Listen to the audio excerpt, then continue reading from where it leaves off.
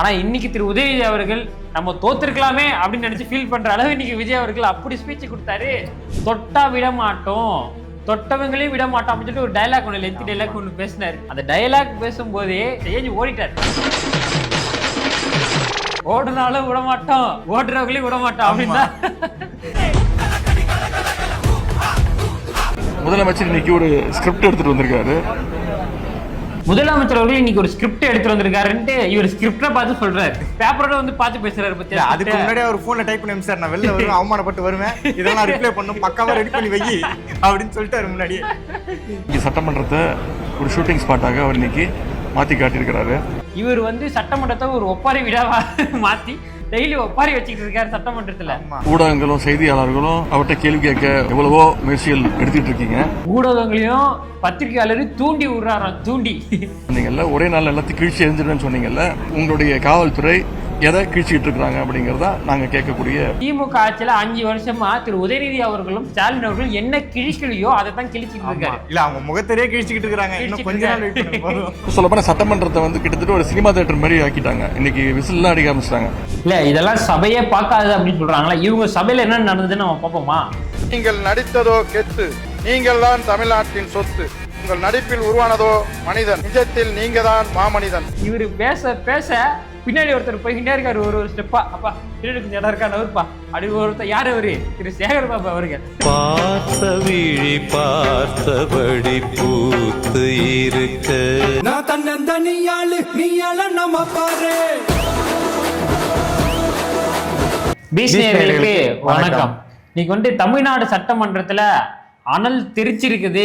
அந்த அனல் தெரிச்சதுல சில அனல் பொறிகள் அங்க இருக்கிற திமுக காரங்க மேல எல்லாம் பட்டு சட்டைக்கிட்ட எல்லாம் ஓட்டை ஆயிட்டு இருக்குது, ஓடிட்டு இருக்கிறாங்க சட்டமன்றத்தை விட்டுட்டு.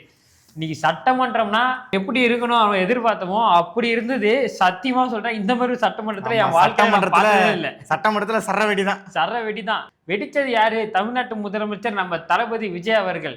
இவர் வந்து வாயை தொடர்ந்து சிஎம் அப்படின்னு சொல்லிட்டு இவங்க என்ன பண்ணாங்க, இந்த போஸ்டர் எல்லாம் இந்த இடத்துல பேட்ச் வந்தாங்க. அவங்கதான் ஆரம்பிச்சு விட்டாங்க. பாவமா வாயை கொடுத்து வாங்கி கட்டிக்கிறதுனா என்ன அப்படின்னு சொல்லிட்டு நம்ம உதயநிதி அவர்கள்ட்ட ஒரு ஸ்பெஷல் கோர்ஸ் போலாம். அப்படி திறமையா வாயை கொடுத்து வாங்கி கட்டிருக்க திரு உதயநிதி அவர்களுக்கு எங்களுடைய ஆழ்ந்த அனுதாபங்களை தெரிவித்துக் கொள்கிறோம். அதாவது எலெக்ஷன்ல நிறைய பேர் தோத்துட்டு ஐயோ நம்ம தோத்துட்டோமே அப்படின்னு சொல்லிட்டு ஃபீல் பண்ணுவாங்க. ஆனா இன்னைக்கு திரு உதயநிதி அவர்கள் நம்ம தோத்துருக்கலாமே அப்படின்னு நினைச்சு ஃபீல் பண்ற அளவு இன்னைக்கு விஜய் அவர்கள் அப்படி ஸ்பீச் கொடுத்தாரு. அவரு சேப்பகத்துல தோத்துருக்கலாம் ஃபீல் பண்றாரு. தோத்துனா இந்த பிரச்சனை இல்ல, சட்டமன்றத்துக்கு வர வேணாம், இவ்வளவு நமக்கு பிரஷர் இல்ல, அவங்க டாடி மாதிரி வீட்டுல உட்கார்ந்து ஜாலியா இருக்கலாம், நம்மள இவ்வளவு ட்ரோல் பண்ணிருக்க மாட்டாங்க அப்படின்னு சொல்லிட்டு இன்னைக்கு தோத்துடலாம், லிட்டரலா நான் தோத்துருக்கலாம்னு நினைச்சிருப்பாப்புல திரு உதயநிதி அவர்கள். அதாவது விஜய் அவர்கள் ஒரு டயலாக் ஒண்ணு விட்டாரு. மக்கள் காசை 1 ரூபாய் கூட தொட மாட்டோம், தொட்டா விட மாட்டோம், தொட்டவங்களையும் விட மாட்டோம் அப்படின்னு சொல்லிட்டு ஒரு டயலாக் ஒன்று லென்த் டயலாக் ஒன்று பேசினாரு. அந்த டயலாக் பேசும்போதே நம்ம உதயநிதி அவர்கள் ஏஞ்சி அவருடைய ஓடக்கூடிய வேலையை செய்ய ஆரம்பிச்சு ஏஞ்சி ஓடிட்டார். ஓடுனாலும் விட மாட்டோம், ஓடுறவங்களையும் விட மாட்டோம் அப்படின்னா நீ சட்டமன்றம் இருந்துச்சு ஓடி போய் இவர் என்ன சொல்றாரு, சின்ன பசங்களை கிள்ளி விட்டா அடிச்சுட்டு என்ன பண்ணுவாங்க, ஓடி போய் டீச்சர்கிட்ட கம்ப்ளைண்ட் பண்ணுவாங்கல்ல, அந்த மாதிரி வெளியே ஓடியாந்து வழக்கம் போல இவர் பிரசிக்கிட்ட கம்ப்ளைண்ட் பண்றாரு. என்ன சார் இவரு இப்படி பேசுறாரு, இப்படிலாம் பேசுறாங்க, எப்படி சார் பண்றது, இதெல்லாம் முடியாது சார், இப்படிலாம் பேசினா குதிச்சிருவாங்க. சரியான கிளிகளும் கிழிக்கிறார் திரு விஜய் அவர்கள். அவர் பேசுனது வந்து ரொம்ப தெளிவா இருந்தது, ரொம்ப கோர்வையா இருந்தது, ஒண்ணா பேசினாரு. கட்சி ஆரம்பிச்சு 2 வருஷம் தான் ஆகுது அப்படின்னு சொல்லி நம்மளை கிண்டல் பண்றாங்க. அதற்கு முன்னாடி மக்கள் அமைப்பா இருக்கும்போது செஞ்ச நல்ல திட்டங்கள் எல்லாம் சொன்னாரு. கட்சி ஆரம்பிக்கும் போது சொன்ன கொள்கைகளை தெளிவா சொன்னாரு. கட்சி ஆரம்பிச்சு பண்ண நலத்திட்டங்களை சொன்னாரு. கட்சி ஆரம்பிச்சு செய்யப்பட்ட போராட்டங்கள் என்னென்ன அப்படின்றத தெளிவா சொன்னாரு. கட்சியில தேர்தலை தாவைக்கு அணுகும் போது இந்த தேர்தலில் வெற்றி பெற்று, அதாவது காசு வாங்காம ஜாதி பார்க்காம தமிழக வெற்றி கழகத்துக்கு கிடைச்ச வாக்குறுதிகளை வந்து சொன்னாரு. அது மட்டும் இல்லாம அவங்க ஆட்சி அமைச்சதுக்கு அப்புறம் அவங்க செஞ்ச நலத்திட்டங்கள்லாம் இவ்வளவு தெளிவா இருந்ததா? இல்ல இவ்வளவும் அவருக்கு சொல்றதுக்கு இருக்கிறதுனால அவர் சொன்னாரு. எல்லாம் வந்து கேட்கும்போது உட்கார முடியாம அப்படி நெல்லிஞ்சுக்கிட்டே அப்படி உதயநிதி அவர்கள் உட்கார்ந்து இருந்தாரு. ஏன்னா அவர்கிட்ட பதில் சொல்றதுக்கு பாயிண்ட் இல்ல, எல்லாமே சொல்லிட்டாரு. இப்ப வந்து திமுக செய்யக்கூடிய தவறுகளை சொல்லணும்ல, திமுக செஞ்ச ஊழலை சொல்லணும்னே, அப்படி ஒரு வார்த்தை அப்படி சொன்னோம்னே ஏஞ்சி அப்படியே கொதிக்க ஆரம்பிச்சிட்டாங்க.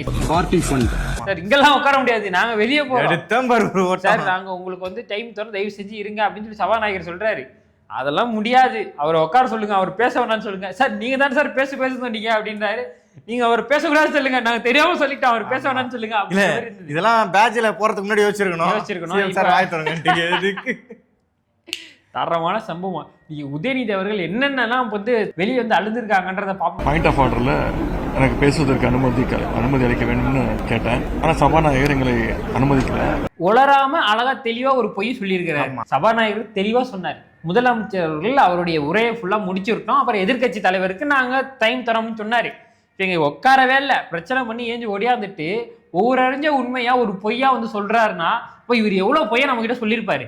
முதலமைச்சர் இன்னைக்கு ஒரு ஸ்கிரிப்ட் எடுத்துட்டு வந்திருக்காரு. முதலமைச்சர் அவர்கள் இன்னைக்கு ஒரு ஸ்கிரிப்ட் எடுத்துட்டு வந்திருக்காருன்ட்டு இவர் ஸ்கிரிப்டை பார்த்து சொல்றாரு. இல்ல இவருக்கு எப்படி அவ்வளவு சீக்கிரம் அந்த ஸ்கிரிப்ட் வந்திருக்குன்னு தெரியல. ஆல்ரெடி உட்காந்து எங்கன்னா பெண் நிறுவனத்துல உட்காந்து டைப் பண்ணி கடற்கடன்னு டைப் பண்ணி இவர் இந்த பேசியிருக்காரு, உதயநிதி இதை பேசணும், இதை வந்து மெயில் அனுப்புங்க, அங்க இருக்கிறவங்க டக்குன்னு பிரிண்ட் எடுத்து கொடுங்க அப்படின்னு சொல்லிட்டு பேப்பரோட வந்து பார்த்து பேசுறாரு. பத்தி அதுக்கு முன்னாடி அவர் போன்ல டைப் பண்ணி சார் நான் வெளில வருவேன், அவமானப்பட்டு வருவேன், இதெல்லாம் ரிப்ளை பண்ணும், பக்காவா ரெடி பண்ணி வை அப்படின்னு சொல்லிட்டாரு முன்னாடியே. முதலமைச்சர் அவர்கள் ஸ்கிரிப்டோட வந்தாரா? இவரும் ஸ்கிரிப்டோட தான் நேற்றுக்கு பேசினாரு. முதலமைச்சர் அவர்கள் என்ன பேசணுன்றதை எழுதி வச்சுட்டு தான் வந்தாரு. இதுல எந்த தப்புமே கிடையாது. இதை வந்து இன்னைக்கு சட்டமன்றத்தை ஒரு அதே மாதிரி இன்னைக்கு சட்டமன்றத்தை ஒரு ஷூட்டிங் ஸ்பாட்டாக அவர் இன்னைக்கு மாத்தி காட்டியிருக்கிறாரு. ஷூட்டிங் ஸ்பாட்டா மாத்திட்டாங்க அப்படின்றாரு. இவர் வந்து சட்டமன்றத்தை ஒரு ஒப்பாரி விடா மாத்தி டெய்லி ஒப்பாரி வச்சுக்கிட்டு இருக்காரு சட்டமன்றத்துல. ஆமா, அங்க ஃபுல்லாவே மாப்பு போட வேண்டியதா இருக்கு, அவ்வளவு கண்ணீர் அவங்க சைடு ஃபுல்லாவே. நேத்து நான் அவ்வளவு கேள்வி கேட்டேன், ஒரு விட எதிர்த்து வாய் திறக்காத முதலமைச்சர் இன்னைக்கு ஃபுல் டைலாக்கையும் ஒப்பிச்சு வந்துட்டு இன்னைக்கு அதை முழுசா பேசியிருக்கிறாரு. இன்னைக்கு எல்லாத்துக்கும் பதிலும் சொல்றாங்க, என்னால எதுவுமே பேச முடியல அப்படின்ற மாதிரி தெளிவா சொல்றாரு. அவரே தெளிவா சொல்றாரு, நேத்திக்கு வந்து எதுக்கு சார் பதில் சொல்லணும், நான் மொத்தமா நீங்க எல்லாரும் பேசணும்னே அது எல்லாத்தையும் கோர்வையா எடுத்து அவர் எல்லாத்தையும் இன்னைக்கு பதிலா சொல்றாரு. உங்களால உட்காந்து கேட்க முடிஞ்சுதா? இல்ல அவர் அப்பயே பதில் சொல்லி வச்சுக்கேன், அதுக்கு ஒரு ஸ்கிரிப்ட் ரெடி பண்ணி வச்சிருந்தாருல, அது வேஸ்டா போயிடுச்சு. அதனால ஃபீலிங் இவர் பேச மாட்டாருன்னு நினைச்சாரு, இவர் இப்படி பேசுவாருன்னு அவர் நினைச்சு பார்த்திருக்க மாட்டாரு. ஊடகங்களும் செய்தியாளர்களும் அவர்கிட்ட கேள்வி கேட்க எவ்வளவோ முயற்சிகள் எடுத்துட்டு இருக்கீங்க, உங்களுக்கும் பதில் சொல்ல மாட்டேங்கிறாரு. இவருடைய அரசியல் யுக்தியை பாத்தீங்களா? ஊடகங்களையும் பத்திரிகையாளரையும் தூண்டி விடுறாராம், தூண்டி. சார் இதெல்லாம் பார்த்தாச்சு சார், பார்த்தாச்சு நிறைய பார்த்தாச்சு. அவர் எப்போ ஊடகங்களுக்கு பதில் சொல்லணுமோ அப்போ ஊடகங்களுக்கு பதில் சொன்னாரு. இப்போ அவர் உங்களுக்கு ஒரு நல்ல பதில் சொன்னாரு, அதுக்கான பதிலை நீங்க சொல்லிட்டு போங்க. இந்த தூண்டி விடுற வேலையெல்லாம் அப்புறமா பண்ணுங்க. அவர் கேட்ட கேள்விக்கான பதிலை இப்ப சொல்லிட்டு போங்க. இல்ல பிரஸ் மீட்ல கூட வேணாம்னு சொல்லிருக்கலாம், அதை விட்டுட்டு உள்ள என்னெல்லாம் செய்ய முடியல அதெல்லாம் வெளில வந்து ஆதகமா அழுதுகிட்டு இருக்காரு. அசம்பிளில எங்களுக்கும் பதில் சொல்ல மாட்டேங்கிறாரு. அசம்பிளில எங்களுக்கும் பதில் சொல்ல மாட்டேங்கிறாரு. டக்குன்னு இவரு என்ன கேள்வி கேட்டாரு? அப்படி இவர் கேள்வி கேட்டாரு, அதுக்கான பதில தான் இன்னைக்கு இவர் சொன்னாரு. அவர் பதில் சொல்லும் போது உங்களால ஒண்ணுமே பேச முடியல, எழுந்து ஓடியாந்துட்டீங்க. உட்கார்ந்து பதில வாங்கியிருக்கலாம், ஓடி வந்துட்டுலாம் பதில வாங்க முடியாது. பதில் இல்ல, அதனாலதான் ஓடியா வந்துருக்காங்க. அது வேற விஷயம். என்ன நடந்தாலும் திமுக மேல பழி போடுறதையே வழக்கமாக இந்த அரசு வச்சிருக்கு.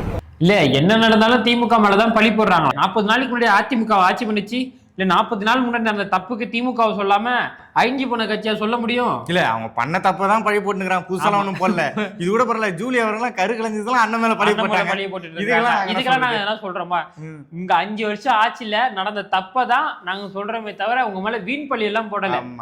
மின்வெட்டு தொடர்பாக கேட்கப்பட்ட கேள்விகளுக்கெல்லாம் அதையும் தூக்கி திமுக மேல பழிய போட்டுட்டு, மின்வெட்டு பத்தி கேள்வி கேட்டா அதையும் தூக்கி திமுக மேல பழிய போடுறாங்களா? 5 வருஷமா நீங்க தானே ஆட்சி பண்ணீங்க, 5 வருஷமா உங்களுடைய அந்த மின்சாரத்துறை சிறப்பாக செயல்பட்டிருந்தால் இவ்வளவு பிரச்சனை கிடையாது.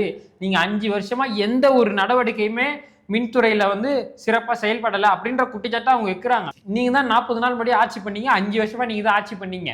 மின்சாரம்லாம் தேவையான அளவு இருக்குது, அதை வந்து டிஸ்ட்ரிபியூஷன் பண்றதுல தான் பிரச்சனை இருக்கு. அந்த பிரச்சனை காரணம் என்னன்னா இந்த 5 வருஷமும் சரியா வந்து இதெல்லாம் பராமரிக்கல அப்படின்றதுதான் குற்றச்சாட்டு. இதை உங்களை மேலதான் வைப்பாங்க. ஏன்னா நீங்க தான் 40 நாளுக்கு முன்னாடி நீங்க தான் ஆட்சியில இருந்தீங்க, உங்க மேலதான் வைப்பாங்க. அதை விட்டுட்டு நாங்க எல்லாத்துக்கும் எங்களே சொல்றாங்க, எல்லாத்துக்கும் எங்களே சொல்றாங்க. உங்களுக்கு தான் சார் சொல்ல, எல்லாத்துக்கும் அவங்க தான் காரணம், அதனால அப்படின்னு ஏன் டிஜிபி நீங்க வந்து அப்பாயின்ட் பண்ணல அப்படின்னு கேட்கறாரு. சரி நாங்க பண்ணல சொன்னீங்கல்ல, ஒரே நாள் எல்லாத்தையும் கீழ்ச்சி எரிஞ்சிடுன்னு சொன்னீங்கல்ல, உங்களுடைய காவல்துறை எதை கீழ்ச்சிட்டு இருக்காங்க அப்படிங்கறதா நாங்க கேட்கக்கூடிய கேள்வி. எதற்கு என்னத்தை கீழ்ச்சிட்டு இருக்காங்கன்னு கேட்கிறாரு. திமுக ஆட்சியில 5 வருஷமா திரு உதயநிதி அவர்களும் ஸ்டாலின் அவர்களும் என்ன கிழிக்கலையோ அதை தான் கிழிச்சிட்டு இருக்காரு. இல்ல அவங்க முகத்திலேயே கிழிச்சிக்கிட்டு இருக்காங்க, இன்னும் கொஞ்ச நாள் வெயிட் பண்ணுங்க போதும். தெளிவா இன்னும் கிழிக்க போறாங்க. அவங்களுடைய ஊழல் முகத்தெரியெல்லாம் கொஞ்சம் கொஞ்சமா தலைவர் விஜய் அவர்கள் கிழிச்சிட்டு இருக்காரு. இன்னும் முழுசா பாப்பீங்க, முழுசா மாறின சந்திரமுகியை பாரு அப்படின்ற மாதிரி தான் தமிழக வெற்றிகளை இனிமே பார்ப்பீங்க. Audio launch function, trailer launch ஃபங்க்ஷன்லாம் இதுதான் அவருடைய பாணி. அதுதான் இங்கேயும் ஒரு கடைப்பிடிக்கிறாரு. ஆடியோ லான்ச் டெய்லர் லான்ச்லாம் யாரெல்லாம் போட்டு பொழப்பாரு சும்மாவே. காக்காவை போட்டு பொழப்பாரு, நமக்கு தெரியும் காக்கா ரஜினிகாந்தை போட்டு பொழப்பாரு. இன்னைக்கு வந்து ஓட்டப்பந்தய நாயகன் உதயநிதி அவர்களை போட்டு பொழந்து எடுத்திருக்கிறாரு. ஐயா ஸ்டாலின் அவர்களையும் போட்டு கலாய்ன்னு கலாய்ச்சிட்டு இருக்கிறாரு. அதுல ஒரு தெளிவா ஒரு குட்டி கதை ஒன்று சொன்னாங்க பாருங்க, அதுதான் ஸ்பெஷலே. உங்க அப்பா இங்கதான் இருக்கிறாங்க அப்படின்னு சொல்லி சொன்னாங்க, எங்க காணும் அப்படின்னு சொல்லிட்டு இல்ல நெஞ்செல்லாம் புண்ணா இருக்கு தம்பி. அவரு சட்டசபையை பாத்துட்டு தான் இருக்கிற, டிவில பாத்துட்டு இருக்காரு. என்ன பண்றது? அது விஜய் கண்ணுக்கு ஸ்டாலின் அவர்கள் எங்கன்னு தெரியல, ஆனா ஸ்டாலின் கண்ணுக்கு விஜய் அவர்கள் மட்டும்தான் தெளிவா இருக்குன்னு நினைக்கிறேன். சொல்ல போனா சட்டமன்றத்தை வந்து கிட்டத்தட்ட ஒரு சினிமா தியேட்டர் மாதிரி ஆக்கிட்டாங்க. இன்னைக்கு விசில்லாம் அடிக்க ஆரம்பிச்சிட்டாங்க. இல்ல இதெல்லாம் சபையே பார்க்காது அப்படின்னு சொல்றாங்களா? இவங்க சபையில என்ன நடந்ததுன்னு நம்ம பார்ப்போமா? நீங்கள் நடித்ததோ கெத்து, நீங்கள் தான் தமிழ்நாட்டின் சொத்து. உங்கள் நடிப்பில் உருவானதோ மனிதன், நிஜத்தில் நீங்க தான் மாமனிதன். திரு ஸ்டாலின் அவர்கள் 2 பக்கம் சட்டையை கிழிச்சு விட்டு அப்படின்னு சொல்லிட்டு நடந்து வந்திருக்காரு. எங்க நடந்து போயிருக்காரு? ஆளுநர் வீடு வரையும் நடந்து போயிருக்காரு. அந்த மாதிரி காமெடிலாம் நிறைய இவங்க சட்டமன்றத்தில் நடந்திருக்கு. அதுக்கு முன்னாடி எம்ஜிஆர் அவர்கள் இறந்தப்போ ஜெயலலிதா அவர்களை என்ன அட்ராசிட்டி பண்ணாங்க திமுக காரங்கன்னு தமிழ்நாடு மக்கள் எல்லாருமே அறிவாங்க. இதுல வந்து விசில் அடிச்சாங்க, கை தட்டினாங்கலாம் ஒரு குறைய சொல்றாரு. இவங்க செஞ்ச அட்டுழியங்களை, இவங்க செஞ்ச அராகசத்தெல்லாம் எதிர்த்து ஒருத்தர் கேள்வி கேட்டா மனசுல இருக்கிற சந்தோஷம் வெளியே வந்து கை தட்டதான் சார் செய்வாங்க. இவங்களுக்கு உடம்பு வேர்க்கதான் செய்யும், பயம் வரதான் செய்யும். இவரு பேச பின்னாடி ஒருத்தர் போய்கிட்டே இருக்காரு, ஒரு ஸ்டெப்பா. அப்பா பின்னாடி கொஞ்சம் இடம் இருக்கா நவருப்பா அப்படின்னு ஒருத்தர். யார் அவரு? திரு சேகர் பாபு அவர்கள். பார்த்த விழி பார்த்தபடி பூத்து இருக்க. ஐயோ, அடுத்த நம்ம சைடு வர போறாங்க. எல்லா பிரச்சனையும் நடந்துருக்கு, எட்டி பார்த்துட்டு நம்ம பேர் எங்கன்னா சொல்லிட போறாங்க. இன்னும் வண்டி நம்ம பக்கம் வருது அப்படின்ற மாதிரி சேகர் பாபு பார்த்துட்டு இருக்காரு. இது வந்து முழுக்க அவங்க வந்து இந்த சோசியல் மீடியால ட்ரெண்ட் ஆகணும்னு, ரீல்ஸா போகணும்னு. இன்னைக்கு முதலமைச்சரோட பேச்சை நீங்க எடுத்து பாத்தீங்கன்னா கிட்டத்தட்ட ஒரு 1/2 மணி நேரம் பேசியிருக்காருன்னா அதுல ஒரு 10 ரீல் தேரும். திரு விஜய் அவர்கள் ஸ்பீச் வந்து சோசியல் மீடியா முழுக்க ட்ரெண்ட் ஆகுதுன்னா அவருடைய ஸ்கிரிப்ட்ல கண்டென்ட் இருக்கு, மக்கள் பிரச்சனை இருக்குது, தைரியமா போல்டா எடுத்து பேசுறாரு, தெளிவா பேசுறாரு. உங்களோட ஸ்கிரிப்ட்ல வந்து கண்டென்ட்டும் இல்ல, கண்டென்ட்டே கிடையாது. இல்ல விஜய் அவர்கள் பேசுனதுல வந்து ஒரு 10 ரீல்ஸ் தெரியுமா? ஆமா. இவர் ஒரு 30 நிமிஷம் பேசுன்னு வச்சுக்கேன். ஆமா, அதனாலதான் இவரோட ஸ்பீச் இருக்கும். அதாவது சோசியல் மீடியால இருக்கக்கூடிய ஜெங்ஸி இளைஞர்கள் விஜய் அவர்களை ரசிக்கிறாங்க, விரும்புறாங்க. அதனால அவர் ஸ்பீச் எடுத்து ட்ரெண்ட் பண்றாங்க. இல்ல இவர் என்ன ரசிக்கிறாங்கன்னா காமெடியா ரசிக்கிறாங்க. இது ஜென்சி கிட்ட நாங்க வந்து கவர் பண்ண போறோம், நீங்க ஒரு மிகப்பெரிய ஒரு காமெடி பண்றீங்க பாத்தீங்களா, அதையும் நாங்க ரசிக்கிறோம். எப்படி ரசிக்கிறோம்னா ஒரு ட்ரோல் மெட்டீரியலா ரசிக்கிறோம். நடிக்க ஆரம்பிச்சிட்டாரு எங்கேயும். அவர் நடிக்க ஆரம்பிக்கல, மக்கள் பிரச்சனையை பேச ஆரம்பிச்சிருக்கிறாரு, அது வேற மேட்ரு. இவர் என்னத்த ஆரம்பிச்சிருக்கிறாரு? ஒப்பாரி வைக்க ஆரம்பிச்சிருக்காரு. ஒவ்வொரு சட்டமன்றத்திலயும் தன்னால முடிஞ்ச அளவு அவங்க வீட்டுல, கல்யாணி வீட்டுல, எல்லா வீட்டுல கடைசியில சட்டசபையில உட்கார்ந்து ஒப்பாரி வைக்க ஆரம்பிச்சிட்டாரு. அதெல்லாம் இனிமேல் சொல்லுவாருன்னு நினைக்கிறேன். 1 more எல்லாம் போவாங்கன்னு நினைக்கிறேன். அவர் 1 more கூட போவாரு, உங்களை மாதிரி ஓடிலாம் போக மாட்டாரு சொல்றேன். இல்ல அவர் எவ்வளவு பெரிய வந்து மக்கள் பிரச்சனையா இருந்தாலும் தெளிவா பேசக்கூடிய ஆள், அவர் ஃப்ளூவன்ஸா பேசக்கூடிய அந்த திறமை விஜய் அண்ணாக்கு இருக்குதா, தமிழ்நாடு மக்கள் எல்லாருமே அறிஞ்ச உண்மை. இவர் தான் வந்து அப்படி எதனா வந்து பெரிய ஸ்கிரிப்ட் இருந்ததுன்னா இவர் தான் 10 தடவை டேக் போயிட்டு ரிஹர்சல் பண்ணிட்டு வந்து பேசக்கூடிய ஆள். திடீர்னு ஒரு ஸ்கிரிப்ட் கொடுத்தீங்கன்னா இவர் 1 more எல்லாம் போக மாட்டாரு, 100 டைம் 1 more. அவர் டேக்லயே 1 more போவாருப்பா. அப்படி போயிட்டு இருப்பாரு, தெரியல அவரு அந்த ஸ்பாட்லயே பாத்துட்டு இருப்பாரு. ஆமா, நீங்க இஷ்டத்துக்கு பேசுவீங்க, நாங்க உட்கார்ந்து கேட்டுட்டு இருக்கணுமா? இஷ்டத்துக்கு பேசிட்டு இருப்பீங்க, நாங்க உட்காந்து கேட்டுட்டு இருக்கணுமா? அதேதான் நானும் கேட்கிறேன். நீங்க இஷ்டத்துக்கு போய் சொல்லிட்டு இத்தனை வருஷம் உட்காந்து இருந்தீங்களா, நாங்க உட்காந்து கேட்கலையா? மக்களுக்கு தெரியாத உண்மையெல்லாம் பேசிட்டு இருக்காரு, நாங்க உட்காந்து கேட்போம். உங்களால உட்கார முடியாது, ஏன்னா நீங்க மக்கள் விரோத சக்தியா இத்தனை நாள் செயல்பட்டு இருந்தீங்க. திருடனுக்கு தேல் குத்துனா அமைதியா இருக்குன்னு சொல்லுவாங்க பாத்தீங்களா, கத்தாம நெளியாம அமைதியா இருக்கணும். அந்த மாதிரிதான் இப்ப திமுகவோட நிலைமை. ஆனா இவங்க கத்தி கதறி இவங்களோட நாங்க தான் இதை பண்ணோம், நாங்க தான் அப்படின்னு சொல்லிட்டு ஒத்துக்கிட்ட மாதிரி தான் இருக்குது. ஐயோ அம்மா அப்படின்னு சொல்லிட்டு அலறி அடிச்சு ஓடுற மாதிரி தான் இருக்குது இவங்க பண்றது. முடிஞ்சிருச்சுன்னு சொன்னாரு. நாங்க கிளம்பி வீட்டுக்கு போயாச்சு. வீட்டுக்கு போய் டிவி போடுற மினிஸ்டர் பதில் சொல்லிட்டு இருக்காரு. அப்புறம் போன் பண்ணி கேட்டா இல்லைங்க அவர் நீங்க போனதுக்கு அப்புறம் பேச ஆரம்பிச்சிட்டாரு அப்படின்றாங்க. இது மாதிரி ஒரு காமெடி டைமாக சபையை நடத்திட்டு இருக்காங்க. அண்ணன் ராஜ்மோகன் அவர்கள் பேச போதே இவர் எழுதி போன ஃபுட்டேஜ் இதோ உங்களுக்காக பாத்துட்டீங்களா? இப்ப யாரு பொய் சொல்றா? வாயை திறந்தாலே பொய்யதான் சார் சொல்றா. இவனுக்கு ஒரு சீட்டை எடுத்து போடுங்க அப்படின்ற மாதிரி தான் இருக்கு திரு உதயநிதி அவர்கள் பேசுறது. இன்னைக்கு தமிழ்நாடு முழுக்க கொண்டாட்டம். நேற்றுக்கு தான் விஜய் அவர்கள் பிறந்த நாள் கொண்டாட்டமா இருந்து பார்த்தா இன்னைக்கு அதை விட பயங்கரமான கொண்டாட்டமா இருக்கு சட்டமன்றத்துல. இன்னைக்கு ஏதோ ஃபர்ஸ்ட் ஷோ ரிலீஸ் ஆன மாதிரி மக்கள் எல்லாம் சட்டமன்றத்தை திருப்பி போட்டு பார்த்துட்டு இருக்காங்க. கொத்தூஸ்லாம் உட்காந்து கதற ஆரம்பிச்சிருப்பாங்க, ஐயோ அம்மான்னு சொல்லிட்டு அழுக ஆரம்பிச்சிருப்பாங்க. இந்த மாதிரி தொடர்ந்து நடக்கதான் போது ஏன்டா அவரை போய் தொட்டோம், அவர் சுட தண்ணிக்குள்ளே கையை விடுவாரு, உதயநிதியை சும்மாவா விடுவாரு அப்படின்ற மாதிரி இருந்தது இன்னைக்கு ஸ்பீச்சு. இனிமே கொஞ்சம் ஜாக்கிரதையா தான் இருப்பாங்க. இந்த மாதிரி ஸ்டிக்கர்லாம் ஒட்டிட்டு வந்து இந்த மாதிரி ஆமா, காமெடி ஜென்மத்துக்கும் ஃபங்க்ஷன் எல்லாம் பண்ணக்கூடாது. பண்ணா அடிக்கிற அடி தரமா இருக்கும். இதுல எந்த மாற்று கருத்துமே இல்ல. நீ சட்டமன்றம் தரமா இருந்தது, மாசா இருந்தது, கெட்டா இருந்தது, மக்கள் பிரச்சனை பேசப்பட்டது, மக்களுடைய சந்தேகங்கள் தீர்க்கப்பட்டது. திரு விஜய் அவர்கள் பேசியது முழுக்க முழுக்க அரசியல் ரீதியாக 100% பக்காவா இருந்தது. திரு சாட்சி துரைமுருகன் சொல்ற மாதிரி இன்னைக்கு விஜய் அவர்கள் சத்தியமா சொல்றாங்க பக்கா மாசா தான் இருந்தாரு. ஆமா. அது மட்டும் இல்லாமல் இன்னைக்கு ஒரு 4 நாளாக நம்ம வந்து வீடியோ சரியாக போடலை. காரணம் என்னன்னு பார்த்தீங்கன்னா, நம்ம ஒரு ஈவெண்ட்டை ஆர்கனைஸ் பண்ணிட்டு இருக்கோம். அது என்ன ஈவெண்ட்னு பார்த்தீங்கன்னா, யூடியூப்ல இருக்கக்கூடிய தாவேக்காவை ஆதரித்து பேசக்கூடிய யூடியூபர்ஸ் எல்லாருமே ஒன்றிணைந்து ஒரு ஈவெண்ட்டை ஒன்று பண்ணுறோம். அது வந்து வரக்கூடிய 28ஆம் தேதி ஞாயிற்றுக்கிழமை பல்லாவரம் வேல்ஸில் வந்து நடக்குது. இந்த ஈவெண்ட்டை வந்து நீங்கள் வந்து ஆன்லைனில் ரிஜிஸ்டர் பண்ணிவிட்டு இந்த ஈவெண்ட்டில் வந்து கலந்துக்கிட்டிங்கன்னா, இப்போ நம்ம கலாச்சாரம் பார்த்தீங்களா, ஒரு கலாய் இதை விட 10 மடங்கு அதிகமாக நல்ல க்ரௌடோட என்ஜாய் பண்ணலாம். இதுக்கு யார் யாரெல்லாம் வராங்கன்னு பார்த்தீங்கன்னா, நம்ம அட்மிஸ் சேனல்லேருந்து நாங்கள் விஷ்ணு ஸ்ரீகுமார் வரோம். அதுக்கப்புறம் வாய்ஸ் ஆஃப் லிங்கேஷ்லேருந்து அண்ணன் லிங்கேஷ் அவர்கள் வராங்க. அப்புறம் இன்ஃபர்மேட்டிவ் டைரி சேனல்லேருந்து தியாகு அவர்கள் வராங்க. அதுக்கப்புறம் யங் தாத்தா யூடியூபர் நம்ம செம்மையாக ஃபன்னாக பேசுவார், அவரும் வராரு. அப்புறம் சுல்பிகார் அப்படின்ற யூடியூபரும் வராரு. இவங்க எல்லாருமே தாவேக்காவை ஆதரிக்கக்கூடிய யூடியூபர்ஸ்கள், யூடியூப் சேனல்கள். இது மட்டும் இல்லாமல் பல ஸ்பெஷல் கெஸ்ட்டு வராங்க.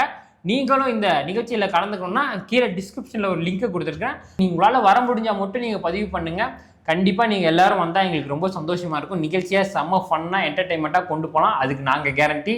நீங்கள் முடிஞ்சால் அந்த ஈவெண்ட்டில் வந்து கலந்துக்கோங்க. அந்த ஈவெண்ட் விஷயமா கொஞ்சம் வேலையில் தான் எங்களால் 2-3 நாள் வேலை இப்போ வீடியோஸ் போட முடியல. சாரி. நம்ம ஈவெண்ட்டில் நம்ம உங்கள் எல்லாரையும் சந்திக்க நாங்கள் ஆவலாக காத்திருக்கிறோம். இந்த வீடியோ பிடிச்சிருந்தா லைக் பண்ணுங்க, ஷேர் பண்ணுங்க, சப்ஸ்கிரைப் பண்ணுங்க. நல்ல அடுத்து தரமான ஒரு சம்பவம் ஜூலிக்கு காத்திருக்குது. நாளைக்கே வரும் அந்த வீடியோ. நன்றி, வணக்கம். நான் தன்னந்தனியாளு நீ நம்ம பாரு.